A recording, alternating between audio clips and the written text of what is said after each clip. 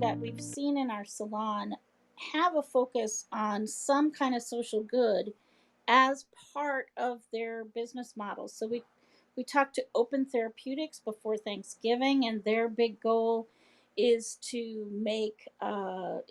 free sort of patents that are stuck and create open source materials for companies developing medical technologies, drug technologies, and cures. And that's pretty cool. And what other companies can you guys talk about that are doing that same thing?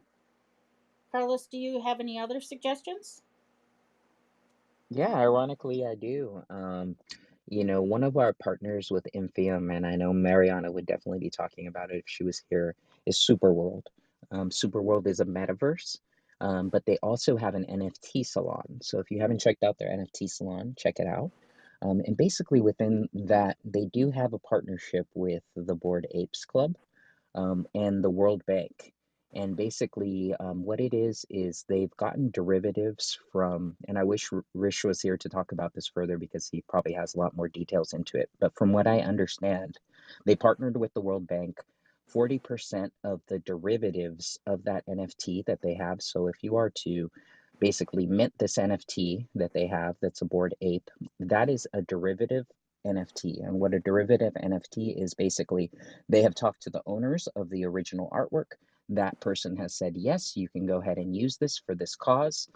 This is a social good cause. And basically, what this social good cause is if you do purchase the NFT, which is the derivative of the ape, 40%, I believe, goes to Haiti or the different countries that have been impacted within, I believe, the Caribbean and South American area from hurricanes as well as natural disasters.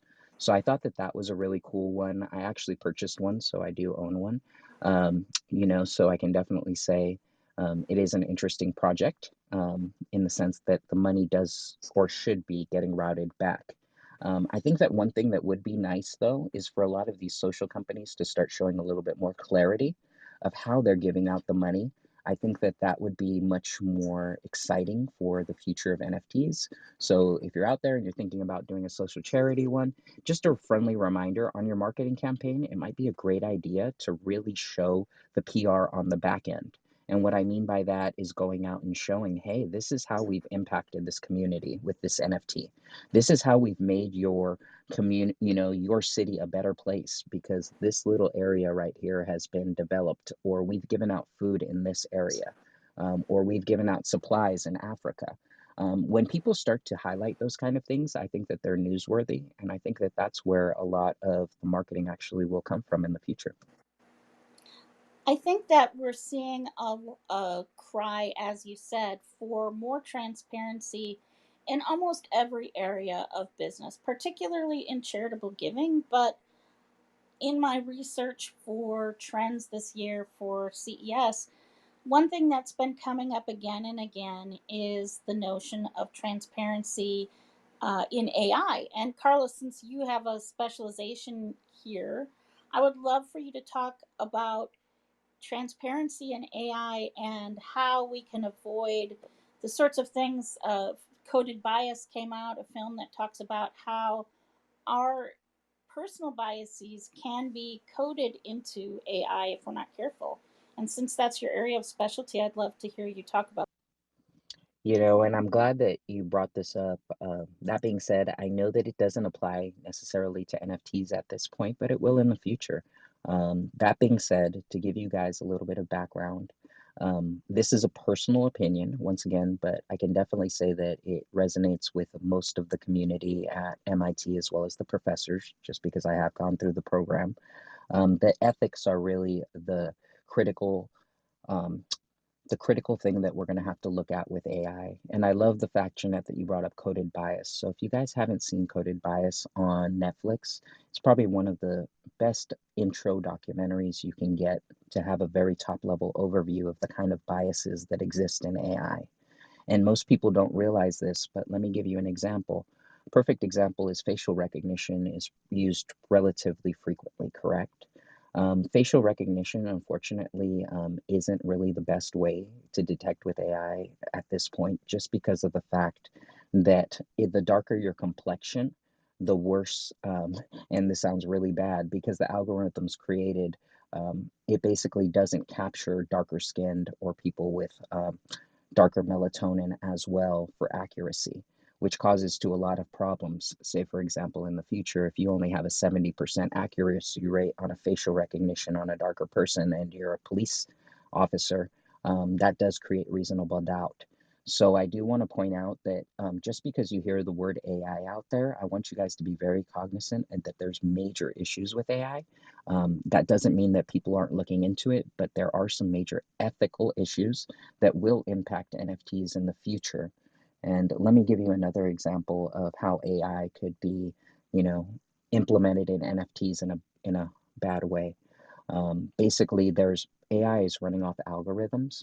So, say for example, somebody was to create some sort of algorithm in AI to develop an NFT that basically would just disappear, after 10 years and become completely untraceable.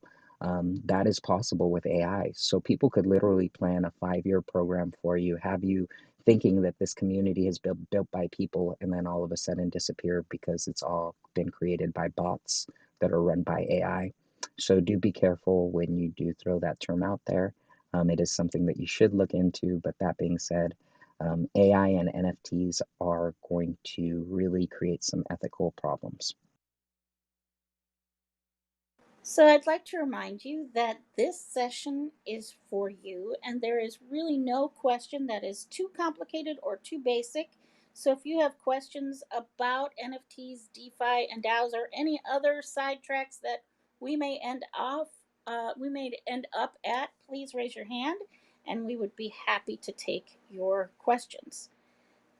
So, Adrian, we're talking about transparency and giving and NFTs, and I was wondering if you had a perspective on the transparency part.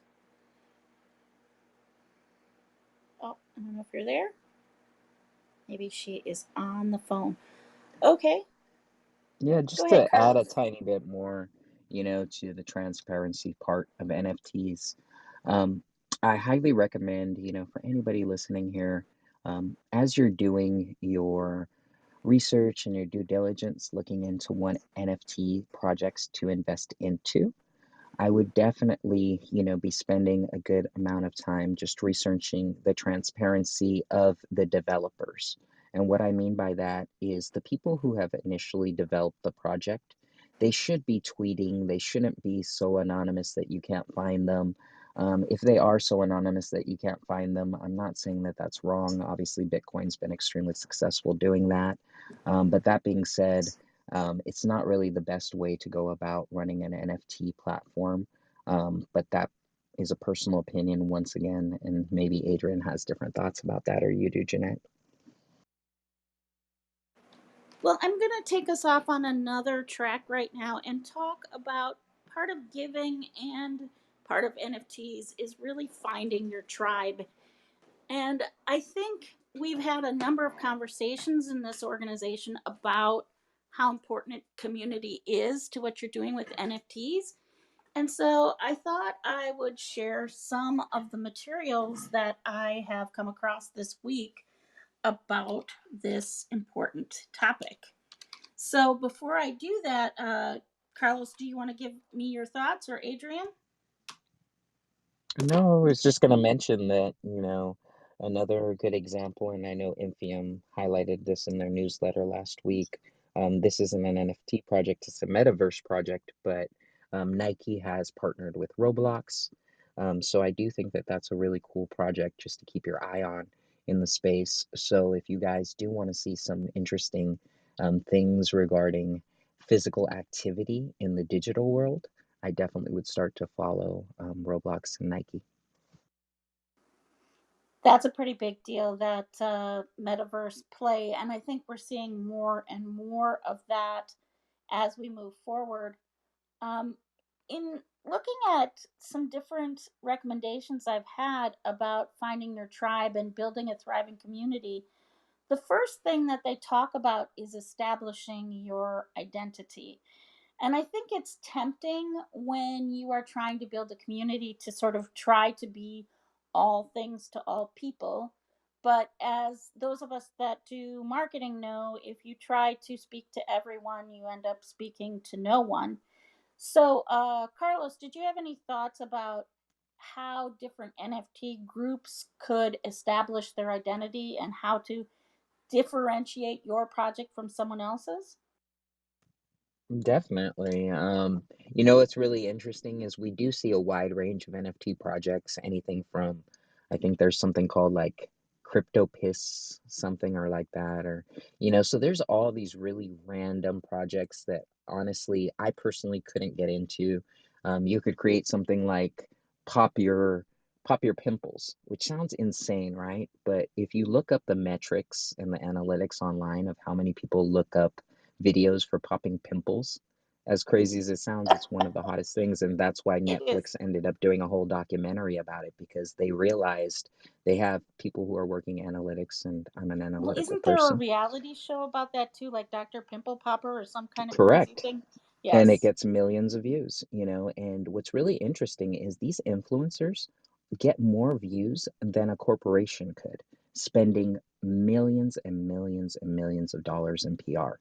So I'm just pointing out that you could create a crazy NFT if you do find a group of people like that. That sounds really random, but there is a huge group of people that are interested in popping pimples.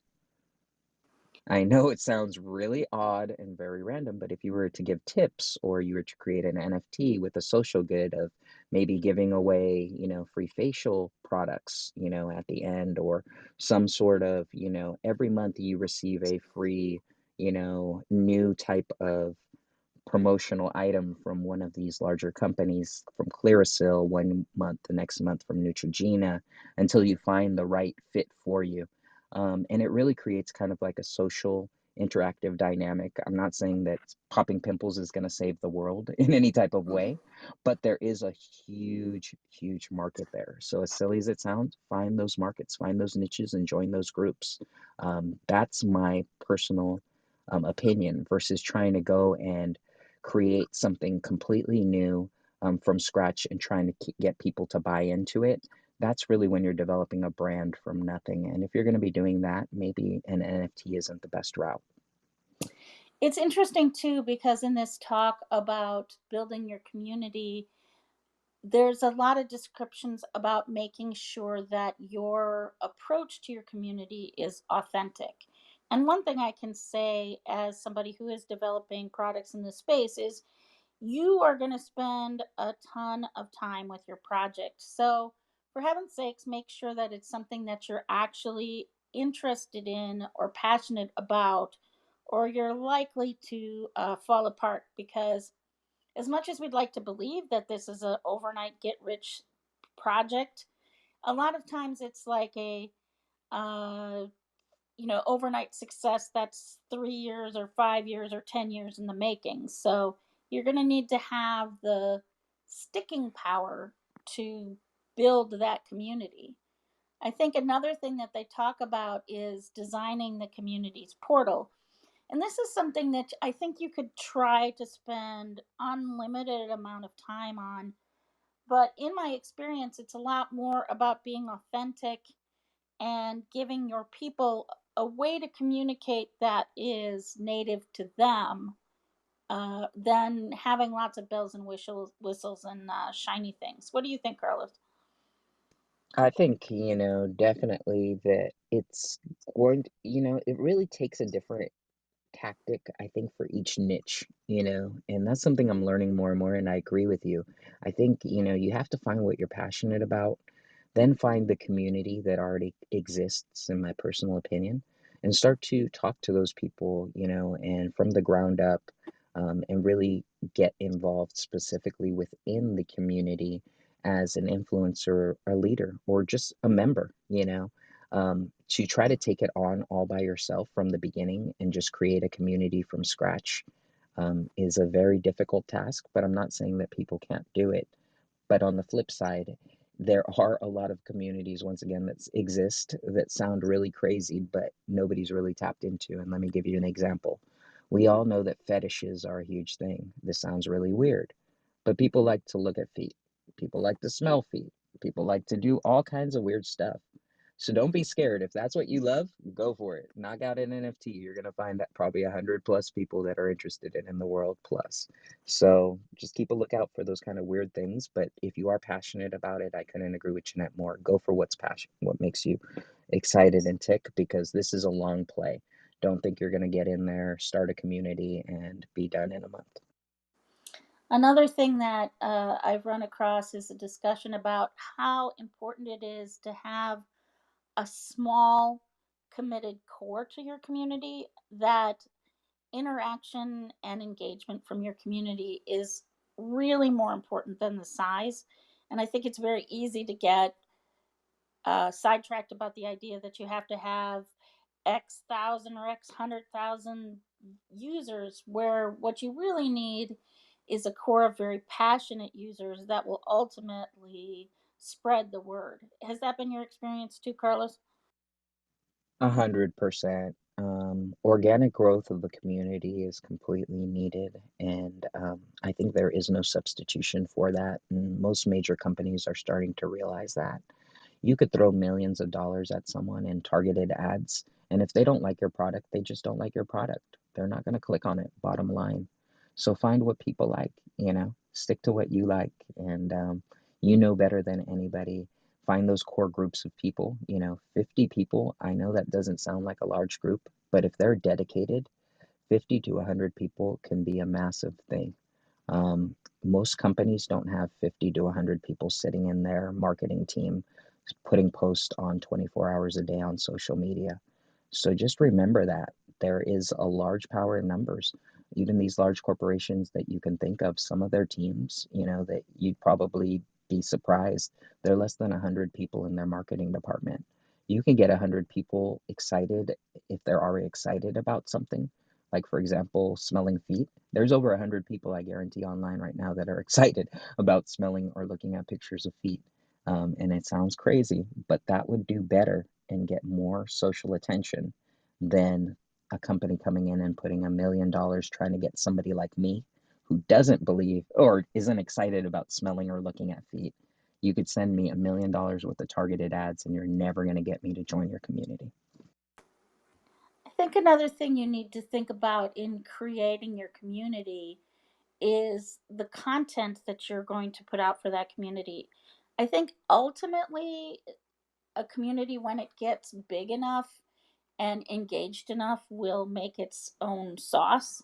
I have a community on Facebook that I have created with a friend of mine called Fit Fatties, and that is a fitness group that is size neutral. So we don't talk about what size your body is. We just talk about what you're doing and having a good time, and loving the skin that you're in.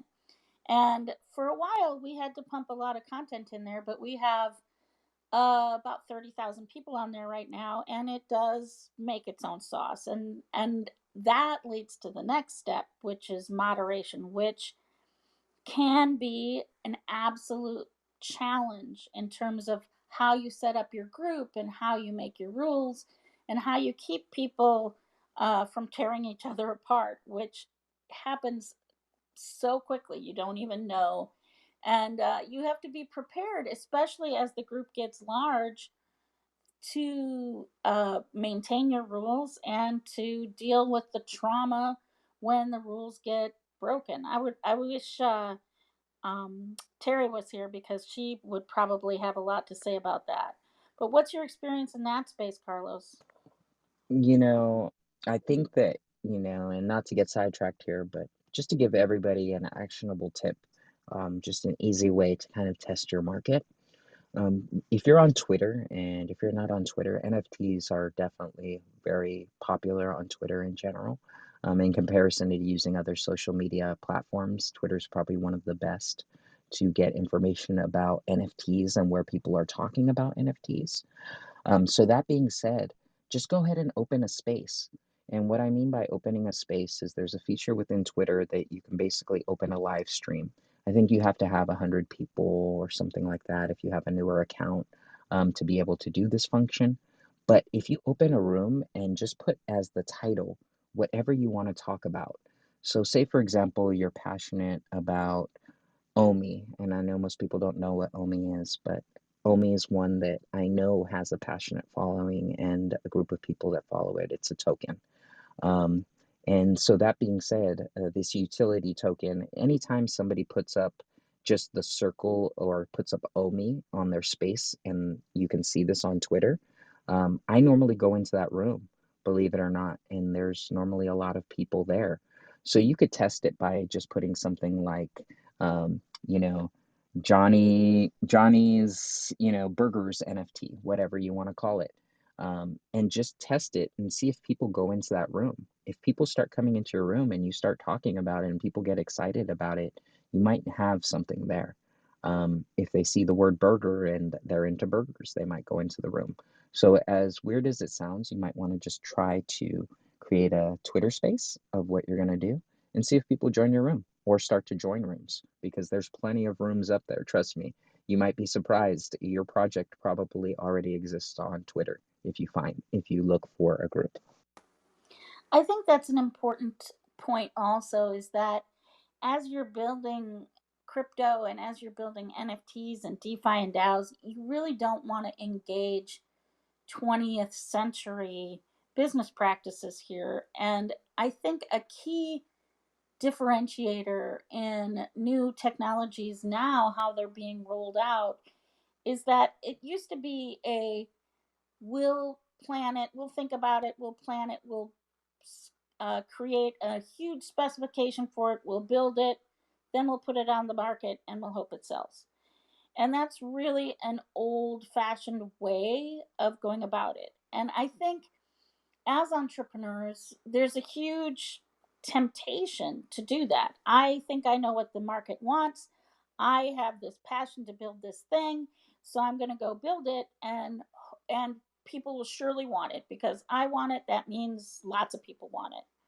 But I think in a newer way of looking at business, it's really a lot more beneficial to create a very basic, ugly prototype or create some sort of marketing gauge before you even plan and spec out your project, because it's very easy to spend a ton of time, to Carlos's point, on something that people really don't want very much. And then, to kind of, tie that into the NFT space, the other aspect is just remember you have to pay to, list and mint most of these NFTs, not on every platform, but, on the dominant one, which is OpenSea, which people are using a lot. Just remember there are fees associated with that. And the other thing that I would like to point out is just the simplicity. Just make sure that when you're creating an NFT project, try to make it as easy as possible for the user to be able to purchase and to manage their NFTs. I think a lot of the projects that I've personally been turned off by are the ones that I ended up having to spend hours trying to learn how to get the NFTs.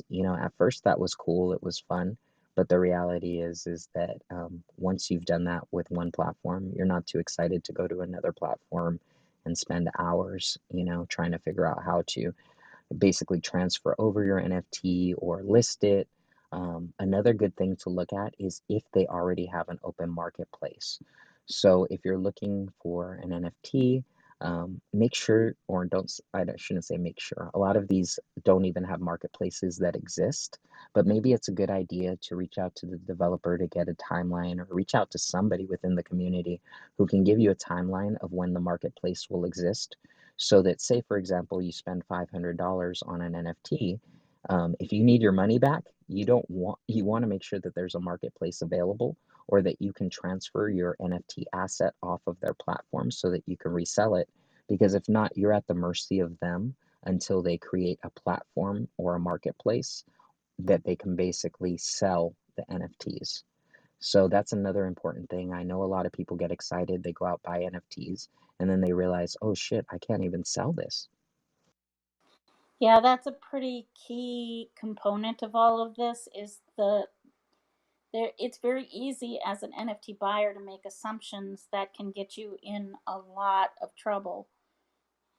Another aspect of this whole building community thing that I think is really important is to create a tool for people to gain status among your community. Now, obviously, NFTs are sort of a built-in tool for gamifying your community and making earlier members feel more important. But I think other tools are really necessary to build that. I remember back in the day, a long time ago, Zay Frank was one of the first guys who was doing videos every day, and I remember that like he had his ultimate inner ducky circle, right? Like just something random that he created, but members would go through all kinds of challenges in order to achieve that sort of inner circle ducky coolness. And I think whatever your coolness scale is or your reputation scale, it's important to have some kind of ranking or reward system in your community to make people who participate a lot and people who got in early feel special. I couldn't agree more. I think by building, different ways to connect with your community, not just create an NFT, but remember what people are really looking for is or I shouldn't say, people could be looking for anything, but what I personally look for is A, how to make money off my NFT, or B, a community that I feel excited and passionate about. Everything else honestly becomes irrelevant to me as far as an NFT. So, just make sure that you're always, looking for those communities specifically that you feel you can build with. And what I mean by build with is that you feel like you can have a relationship with them. There's nothing better than, let me give you an example. If you are in a collector's club, and I think, that's really cool. It's cool to be holding, for example, a Lamborghini, 1964, etc., a vintage Lamborghini, right? And if you're in that really elite exclusive collectors club, there's clubs, there's all kinds of assets and different, meetings that you can go to. There's all kinds of car shows that you're going to be invited to speak at. So similar to an NFT, perfect example is people with Bored Apes right now. They're getting reached out to by Snoop Dogg. Snoop Dogg just, got with one of the Bored Apes, and he's putting out an album, as well as Timberland, one of the most famous producers in the industry. He's putting out an NFT album for one Bored Ape. So it's just reaching out to those influential community members that already own these assets. And as you can see, it's really, really cool what they're doing. If you do have that clout, you might end up getting, reached out to by Timberland and or Snoop Dogg and saying, "Hey, I love your Bored Ape. I love the way that it looks. Let's license it together and put out an album." Great. I'd love to review something that we talked about, several months ago on this channel. First of all, I want to remind you that, hey, if you have any questions at all about anything to do with these topics, please feel free to raise your hand. This is for you to learn, and we would love to take your questions or comments. But one of the things that we talked about a while back was, okay, so I made my NFT, now what? And talking about the ways that you can work to promote your NFT. I think it's similar to writing a book. I when I wrote my first book, I was like, "Yay! I finished my book," and I felt like I was done. And I found out down the road that no, finishing your book is only about a third of the way done. Then you want to sell it, and it is a process. And it's better if you think about that process from the start, as we've been talking about building your community. But some of the ways that you can promote your NFT and build this community is that I mean, some very basic things like your drop needs a separate page, either a standalone or on your website or a separate Discord or some other place where your NFT folks are going to go. Another thing that's really important is to collect other NFTs and make friends in the space, share like crazy. You're going to use your social media channels. Hopefully, they are well built, whether it's Instagram, Twitter, especially the NFT feed, and follow the experts that know what's going on. If there are groups about the subject of your NFT, join them, participate in them. Obviously, you want to organize a giveaway as part of your process. Create a Discord channel. That is an important piece of this. Use friends and family. This is a time to reach out to your network and just say, hey, do me a solid, tell everybody you know about this. You can add your drop to various calendars like NFT calendar and other ones, although it can be a challenge to be selected on those. Start a thread on Reddit, especially on Bitcoin Talk. Use newsletters, like, for example, the newsletter I was talking to you about with Infiom. See if you can become a featured drop on your marketplace. You're also going to need to develop a great teaser for your NFT, and it usually needs to be a video. And you really want to look at building a countdown or some kind of progressive teaser that is going to keep people interested. You can find NFT communities where education or promotion is allowed, but a lot of these are pay to play. And as you develop your NFT, having money for that is kind of important. Go to metaverse events, especially this NFT New York was a huge event this year, and we saw a lot of major players there. Go to influencers. Adrian is a very important influencer. There are a lot of other influencers out there, and understand not only their value, but also the way that they should fairly be compensated for the energy and the talent and the audience they bring to you. Collaborate with somebody bigger than you. And, participating with a charity. This is something that we've been talking about earlier today. Having a giving component to this can be really important. I'm going to go ahead and open the mic here for Crypto Jesus. Hello? Hi, Hi there. welcome. Hi. So I have Crypto a question. What's Jesus! going on, brother? We've talked before, I'm ironically. here. Oh, cool, cool. Yeah, so you were talking about strong communities, and I just had a question. I'm in this one NFT, which actually has a nice, strong community, but interesting enough, they got into like kind of a fight with the artist. So the artist abandoned the community, but the NFT is now fully minted and nearly sold out.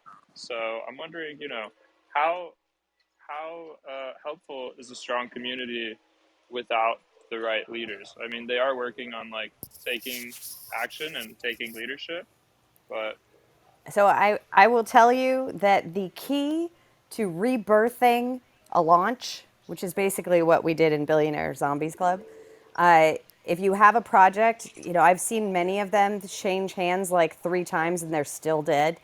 It is all about the leader, the connections of the leader, and the dedication. So if you have a really strong community, that's like a core piece. You have to have that, right? If you have somebody like our fearless leader who's just like super well connected and can bring all the OGs, that works too. But you need a vision. You need a vision and a roadmap because if all you have is a JPEG and a serial number, that's only going to go so far. The art has to be spectacular. And if you send me a link, I'm happy to look at it and give you guys like what I think a roadmap could be. sure. Especially like a bootstrapped roadmap, right? There's tons of stuff that you can do that don't require happening to know, amazing metaverse and game developers that'll just come and play with you because they like you. We just happen to benefit from that. But there are a lot of things you can do to bootstrap. a roadmap that don't cost a lot. They just require volunteers. And if you have a strong community, then you can get that done and then you can increase the value in it. It's just really what do you want to do? And Yeah, then also, you got to look at the artist, and is the artist still taking royalties, and how exited the platform are they? So if you do secondary and Gen 2 and Gen 3 drops, are they even going to be in it, or are you going to have to find an artist to match the style to keep the story going? I think that's what they're moving towards. Okay. So then what you would end up doing is you would end up creating a Gen 2 project where you'd create a DAO and the DAO controls the royalties. That's a derivative. And then you just use the Gen 1 project as token gated access. Hmm. Yeah, What that's do a you mean by really good token point. gated access? Well, so if the idea is, you're going to keep trading and trading and trading and trading, right? Well, the DAO makes no money on that. If you're going to create a community DAO, like what are you guys going to do? Are you just going to as a swarm pump and dump and just paper hands the whole thing, or are you going to create something that's more diamond hands that you're going to hodl forever that's going to, 100x? And if you're going to 100x it, it's not going to 100x by itself. That takes community effort.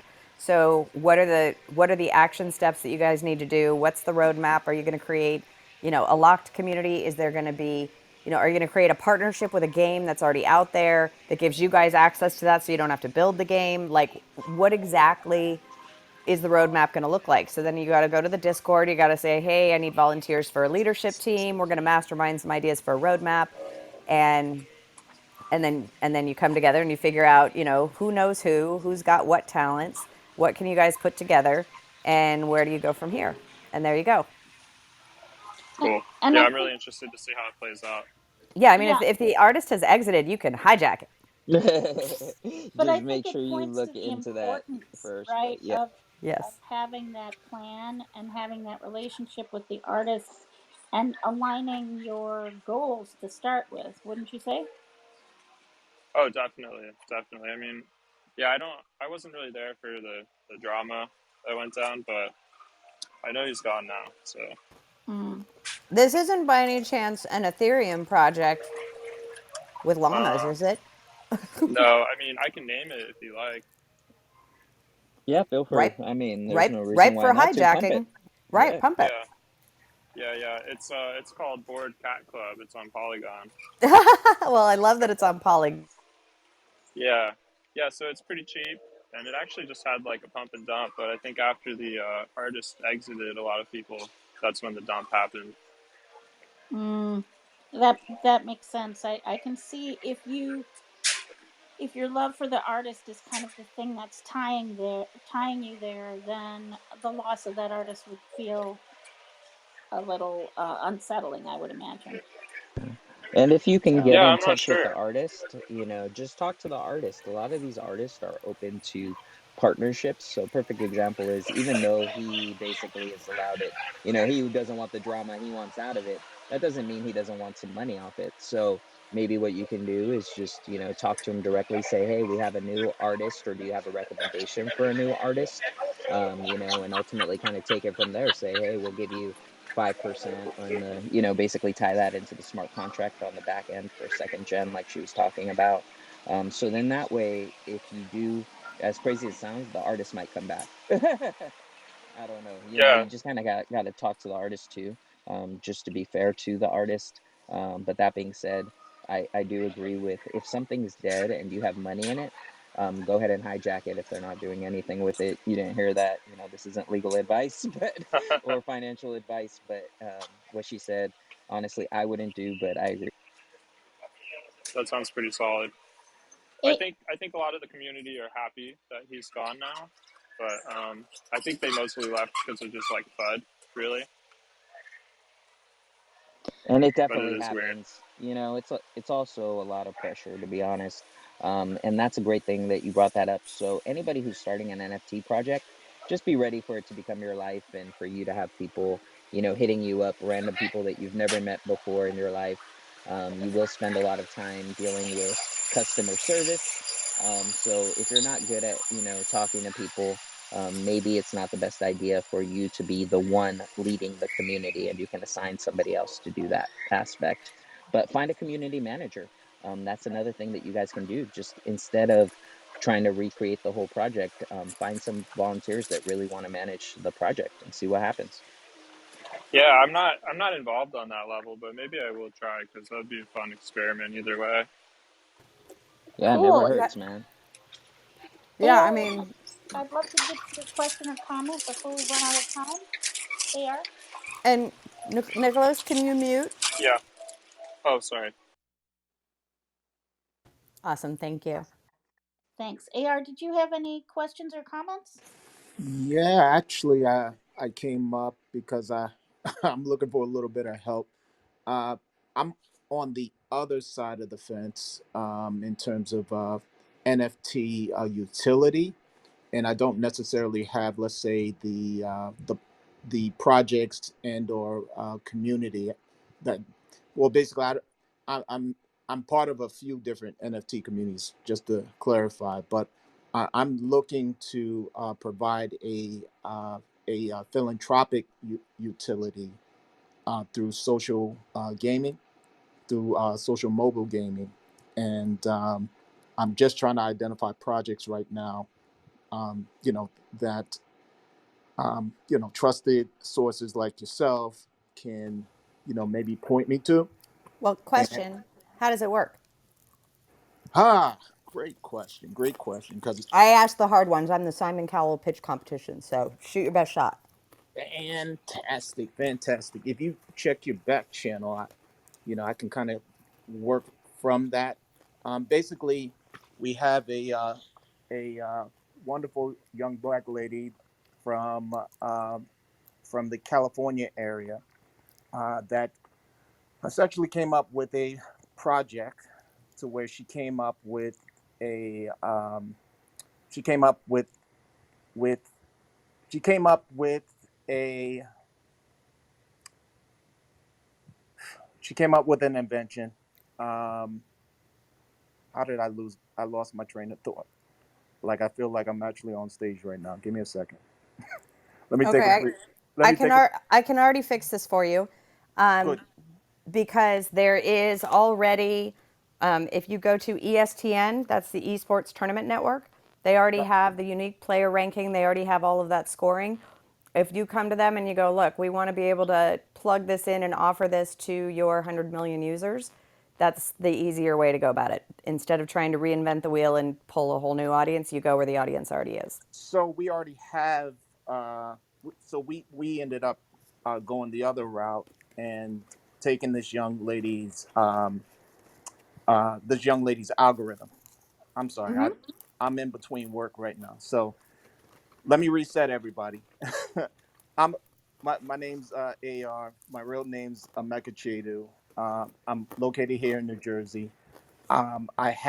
I'm basically representing a small family in on the West Coast in California. A young lady in the seventh grade came up with this algorithm that essentially automatically identifies the skill level of any player for any game.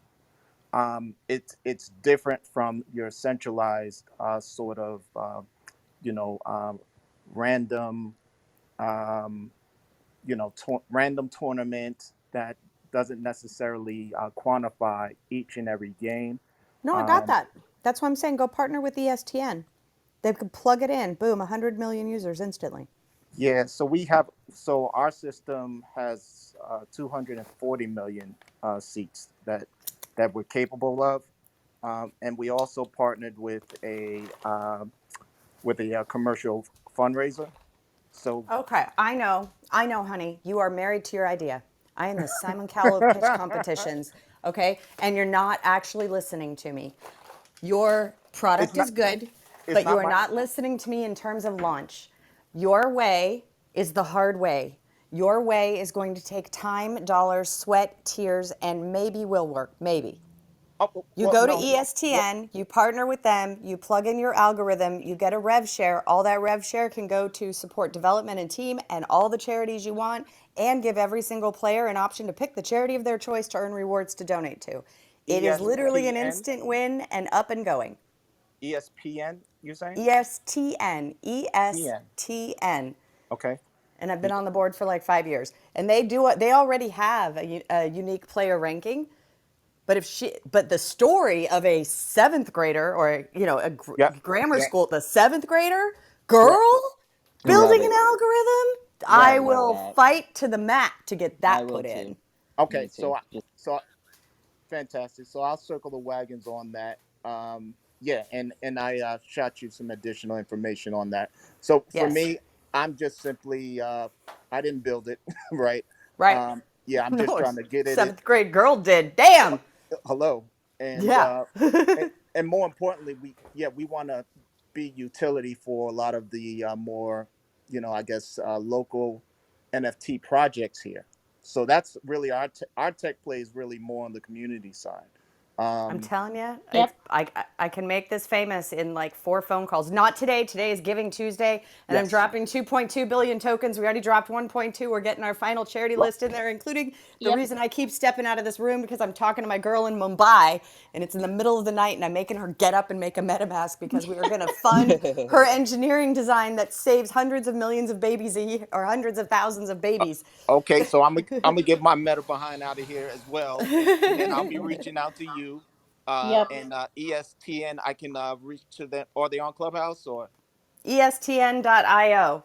.io? Okay, Yeah. I fantastic. also just want to point out, real quickly, that's the kind of projects that I'm more than happy to support. And when I hear those kind of things, that's a beautiful thing. Please tell that girl to keep working on what she's working. Oh, she's That being killing, said, man.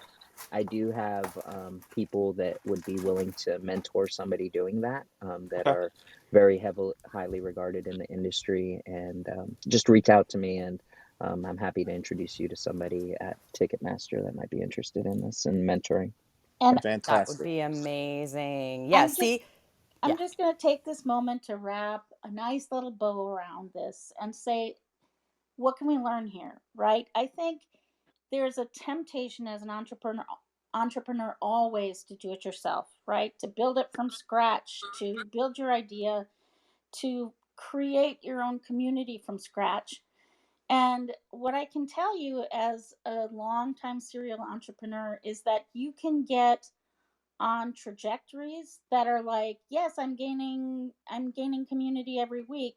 It's only going to take me 82 years to get enough viewers or enough people in my community to make money, right? So anytime that you can partner with somebody who has a big part of this done, that is the way to go. In this clubhouse, you have a mentor, you have somebody who's hooking you up with an audience. Boom. Yep. Yeah, Take that gift and and run with it. and the most important thing is to listen. So that Yep. yeah, I'm humbled today, and I really really appreciate the opportunity. Yeah, stay tapped in. I will be following up, of course, and yeah, that's my time. I think less is more in this case. Let me shut up. Well, we are really almost out of time, so I want to take this moment to thank you all for listening and thank Carlos and Adrian and Nicholas and AR and everybody for coming up here and sharing your thoughts. I want to remind you to go to infiom.com, sign up for that newsletter, and then you will get notifications about all the cool stuff we are doing week to week. And remember, this is Giving Tuesday, so as much as you're excited about making billions of dollars on NFTs, make sure to take some time to make the world a better place for everybody today. That's my thoughts. Thanks so much, everyone. Thank you, everyone. And yes, definitely pay it forward to everybody. Want to thank everybody for their time today coming into the room. And we are thankful for you guys, and go out there and succeed, but make sure that you give back to the communities. That's really how you build a community. So thanks, Jeanette and Adrian. Thanks, everybody. We will see you next week.